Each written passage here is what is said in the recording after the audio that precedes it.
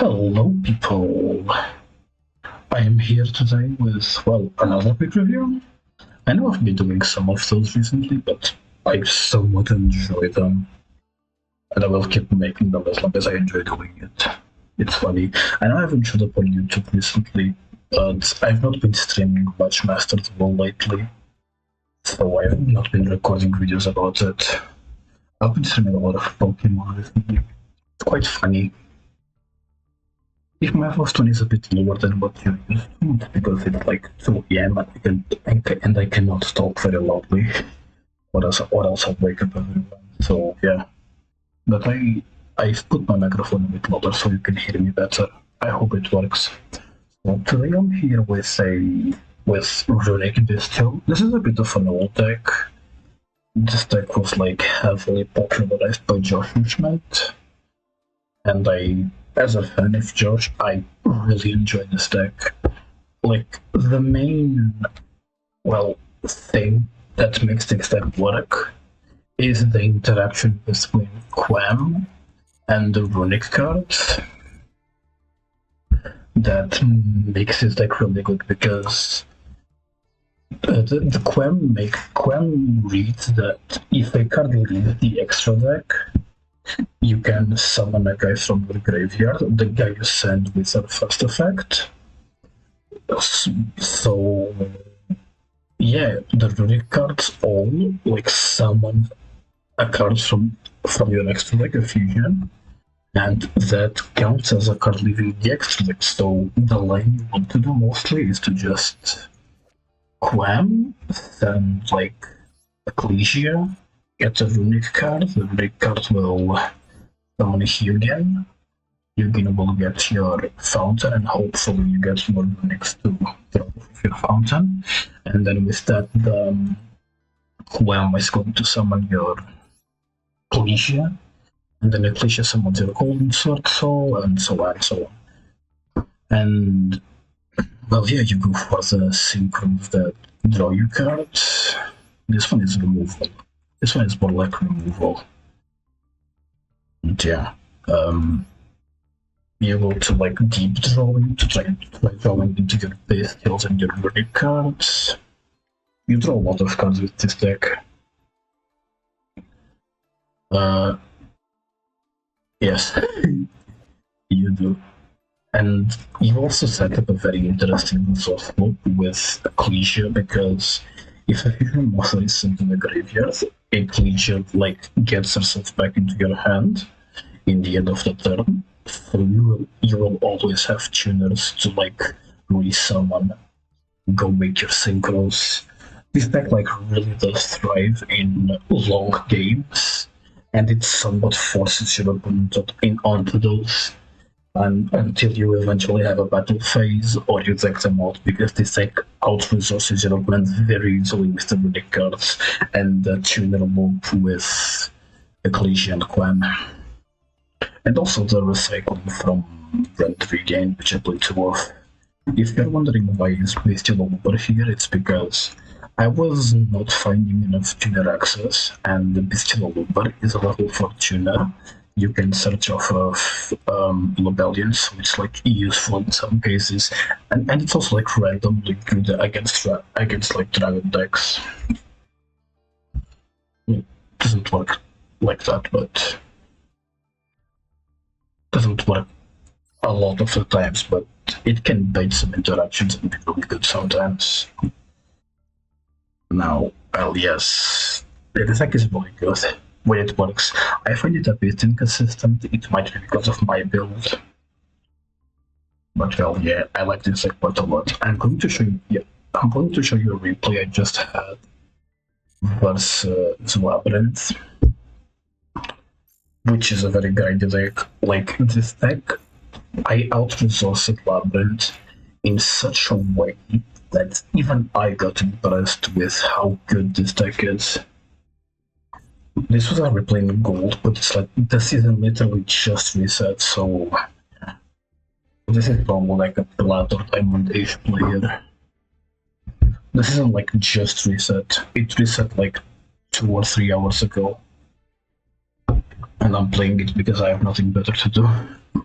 Yeah, let's play the replay. I'll try to comment it with you. But yeah, the weight is like out resources, so that is so fucking crazy. Yeah, hero in the pointers. And I go first. Now, this hand is not very good.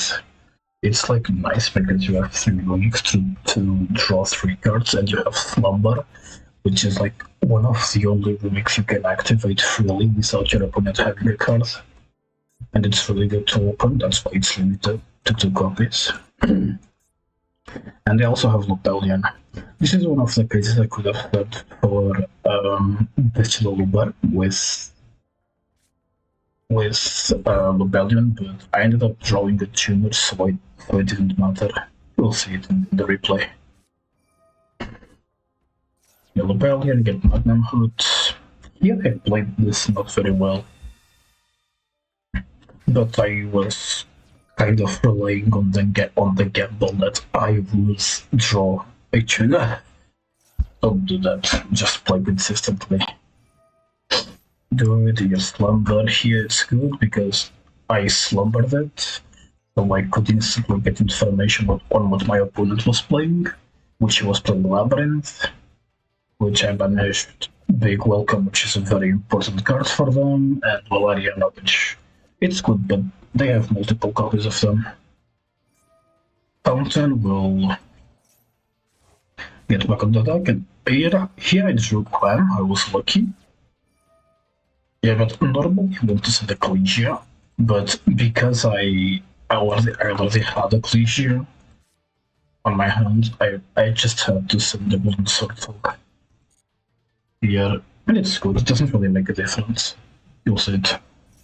No, I managed the Golden Sword, so here I do a bit of a misplay. I should have waited to use the Lobelian and like made this pattern with the QUEM and the Magnum out, and then I resummoned Sword Soul and made a single 6, and so on and so on.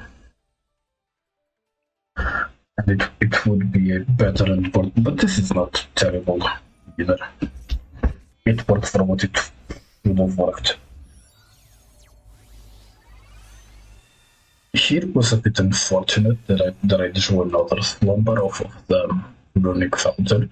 I would have much preferred to have drew a really quick play like Destruction or anyone that I haven't used on this turn, because that would mean that I could go into like Coral Dragon and then go Getty and get 2 synchro 10s and like 2 more draws off of that. But it's also fine. It's a name for next turn, because the good thing now is that with the upcoming of Sleipnir, like the quote-unquote bad Runick cards that don't have great effects, they are now an extra interruption because of Sleipnir.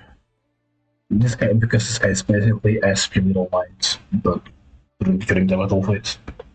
It's still good though. Smiting Storm. Here, this card is going to be very important in this match.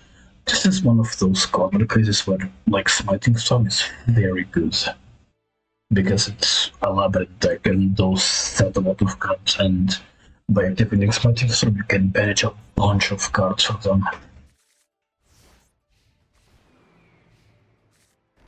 Yeah, here it gets instantly set like 5 cards and defense spell, and I instantly go for Smiting Storm, or mill the maximum amount of cards I can off of the top of his deck.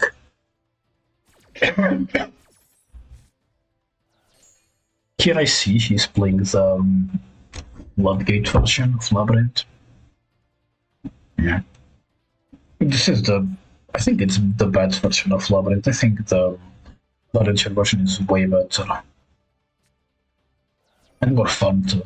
Here I do this because I could have banished one from my graveyard, but there wasn't really one that I wanted out of my graveyard, and I didn't. I wasn't really get to use my draw whisper because it's a trap deck. So yes, and so sorry, and so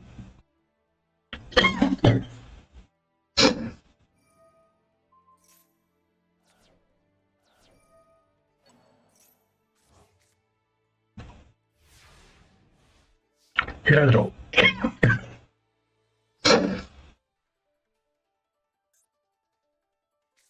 Holy fuck! I'm not cutting this.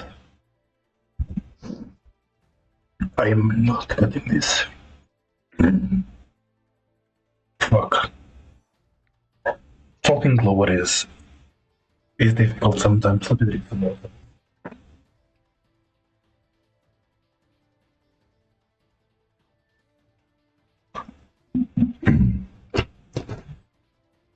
Yeah, do not talk. Do not try to force a voice tone. Yeah, I'm better now. Let's continue. Here my opponent has 5 cards and I will activate Smiting Storm. Because I banished like a lot of cards from him.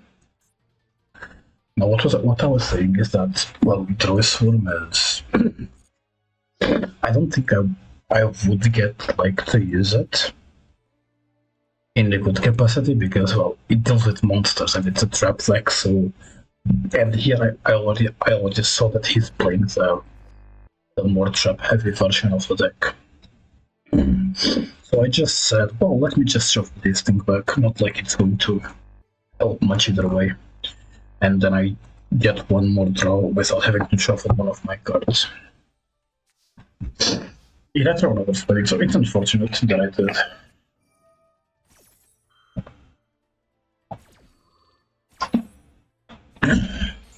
Yeah, he karma cannons me.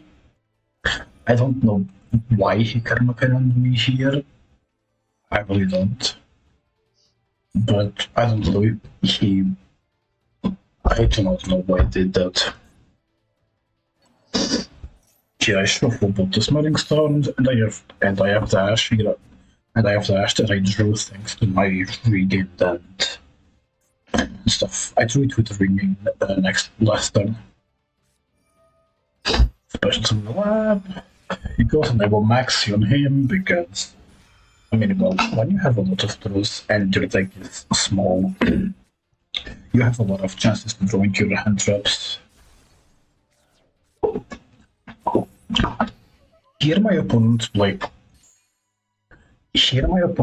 very intelligently because, well, he destroyed my fountain. So I could not keep looping my cards, and the thing we'll do next will somewhat fuck me up if I wasn't playing like such a good deck. And he summoned this. I don't know why he did that, but okay. It's fine. Yeah, here with the Black Coat laughs, he declares Gary. Yeah, he declares Gary. Because, well, he probably knows the Runick deck and knows that Gary can recover a fountain from the graveyard, so he doesn't want me to do that, which is logical that he doesn't, but as I said, this deck thrives a lot in grind games. So him doing that this turn, well, I can just recover the fountain next turn, or the other turn. Doesn't really matter at all.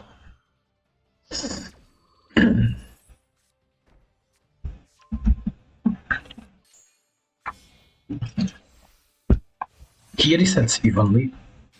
This is a good play on him, but unfortunately for my opponent, I had Drew Destruction.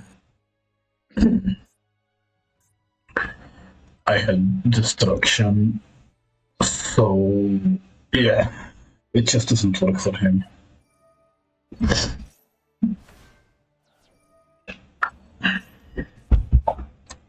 Yeah, I was a bit lucky, let's be fair, but yeah, this deck has just so much draws that you will eventually draw into what you want. It's so good. I draw. Yeah, look at the amount of cards he has banished already. He already has 19 cards banished off the top of his deck. And this is a deck that doesn't have much ways to recover banished cards, so yeah. Yeah, this deck just outgrinds basically any deck in the game. Like literally any deck in the game, this deck will outgrind.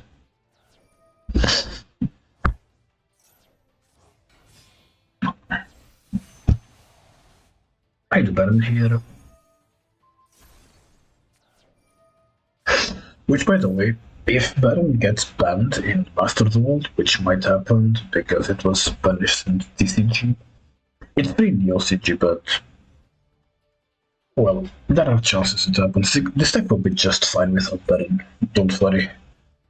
You still have a lot of synchros, off-level synchro 10s to make. Not worry.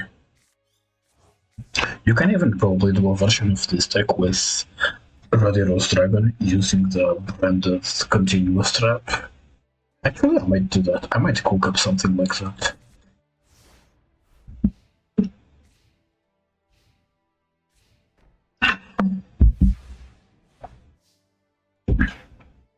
Here's that one card. Here my opponent is starting to really running out of resources. And remember that Labyrinth is a very grindy deck too. My opponent is starting to fucking run out of resources, and that's quite bad for him.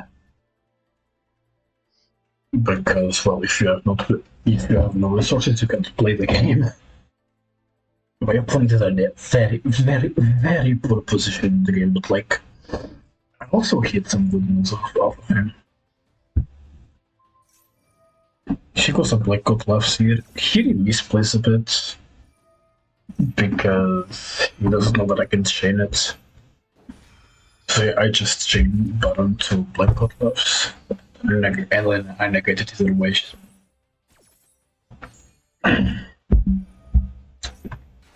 There's my Storm here to get, because I can already use Gary. If I even thought he would declare Gary here with black gold lefts, but he didn't, so I just, I took advantage of it and just get Gary to get Fountain back and get the train rolling again.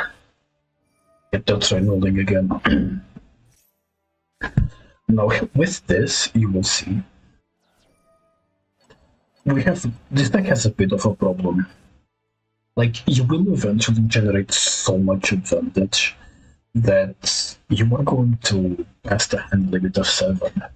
So yeah, this is a bit of a, it's like you're suffering from success, but it's a bit of a problem with this deck, is that you make so much advantage that you end up having to get rid of cards. But yeah, look at my number of cards. I have 1, 2, 3, 4, 5, 6, 7, 8 cards in hand. And like my field of Baron, Dispatcher, Legacia, Default, I have Runick card set up, I have Troy's Farm in hand, I have Ash Maxi. Like, this deck is just crazy. It's really good when it works. So fun. I got Changing here. Changing, of course, is a very good deck. Is a very good card, with Runick's, because it triggers when a card is banished and all the Runick's banished cards, so it's a very nice card in Runick decks. Such a good card. Also, this card is like better in Runick than it is in Swords, ironically.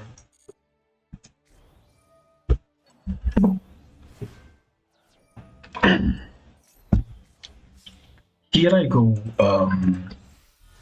use Angel, but this is just here to free up some zones, Yeah, this was crazy.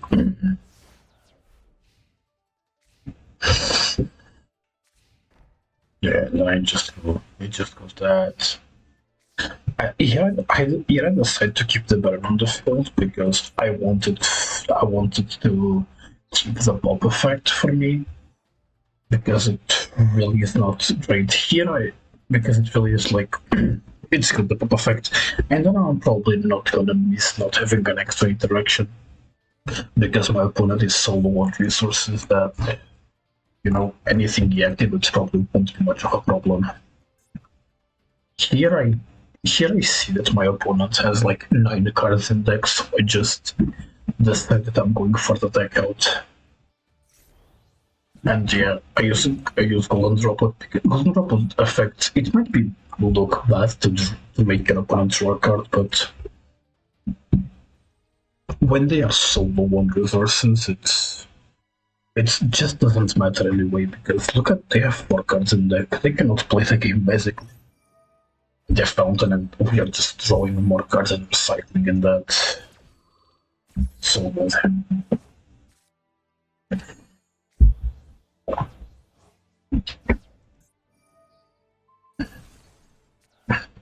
That was rollback.